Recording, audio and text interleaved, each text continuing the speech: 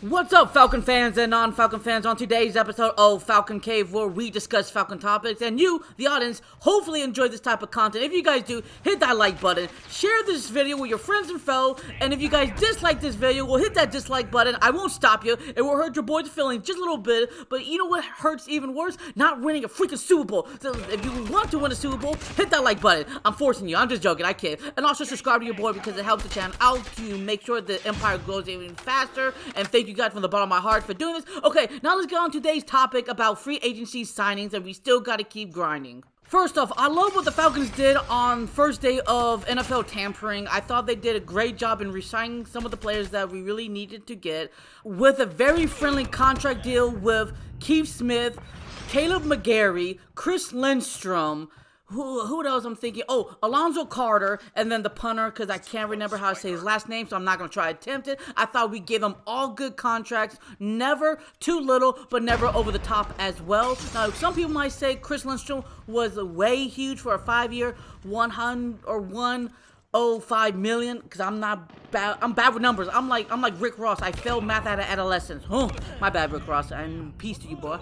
But anyways, I thought that was a great contract because if we put him on a franchise tag, and then for next year, I guarantee you it's gonna be way more money because the value of the right guard position would have been higher increased, you know? Okay, so on that note, I like what we did in the free agency market when we picked up guys, especially for the D-line and linebacking core with David Automate and Caden Elias. Hopefully I'm saying them boys right, because I better, because they're going to be Falcons for 3 more years, hopefully, and longer. I thought those were really great pickups, especially with the contracts. I thought they were very friendly, cheap deals, and hoping they weren't asking for more. And then you got to get with Judon Smith from the Patriots, absolutely a steal, only a 7th rounder for him.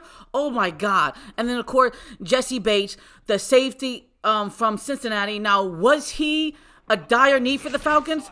I can argue not really. He wasn't our major not him, but you know, the safety position wasn't really our major concerns on the defense. It was mostly pass rushing and the consistency of getting after the quarterback and making sure that the quarterback make turnovers or make dumb decisions or does not make touchdowns/first downs. That's what the major issues for the Falcons defense was all last year and the year before that and the prior to that as well.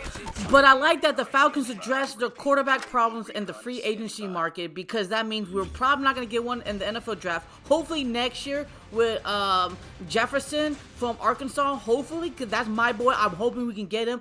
People can come after me. That's fine. I do like the contract for Tyler Heineke. 2 years, worth up to $20 million. That's not a problem. But let's talk about today's video.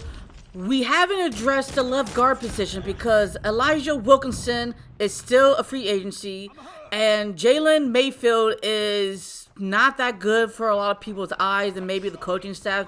So do you really want him to start for next year, where Desmond Ridder is a prove it or make it type of quarterback situation right now, where he needs to be on his A game to even get a chance to be starting for next years?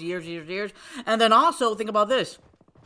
Our wide receiver 2 hasn't been even mentioned. Our slot receiving starter hasn't been mentioned either. So I think we might hit that in the draft. But for me, I would like to have at least another proven veteran to help Desmond Ridder as much as possible, because right now we just have Drake London, and I love Drake London, but I don't know if we can handle everything. You know, we don't want to burden him. And then I love Frank Darby. Now, if Frank Darby comes out balling with over 1,000 receiving yards and 5 + 10 touchdowns, fantastic. But we don't know that right now, and we can't just wish that to happen, because in reality it might not. So let's talk about the defense.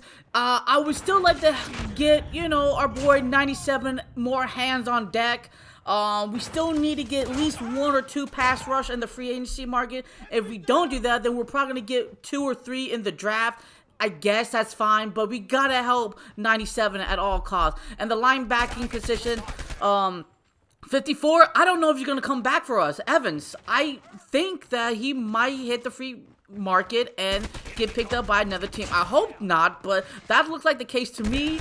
And then for the corners, you know, Isaiah Oliver went to that hated division rival, the 49ers. Well, back in the old days when, they used to be our rivals before we hit the NFC South. Well, obviously, for all those older generation of Falcon fans, I hate the 49ers. Besides that, and then Armstrong, we haven't signed him back. So, it looks like that number 24 and Casey Hayward are going to start, or the first round pick. Who knows? So, there's a lot of question marks I wish the Falcons could address. I'm not looking for star player names, but I am looking for, second strings, third string guys to help us out. I'm still waiting on what the Falcons are going to do a little bit more during the day and during the weeks prior to the NFL draft. Clearly, this is not the end of it. But, it's kind of weird to me. They were starting off hot, but then they started to cool down. And especially with the Panthers and Saints, what they've been doing for the past couple of days by signing incredible players, especially for the Panthers, Miles Sanders, Hayden Hurst, re-signing their center, Bozeman, and getting Shy Tuttle. And fantastic pickups. And then for the Aints, getting Derek Carr, Jamal Wilson, I think that's how you say his name. Fantastic 3-year, getting their tight end, Justin, for a 2-year contract. I mean, getting a couple of resigning their own players as well. Falcons gotta, step up your game. But on that note, if you guys like this type of content, hit that like button. So what do Falcons do? Rise up. Until the next episode, show love and peace to the world, and peace.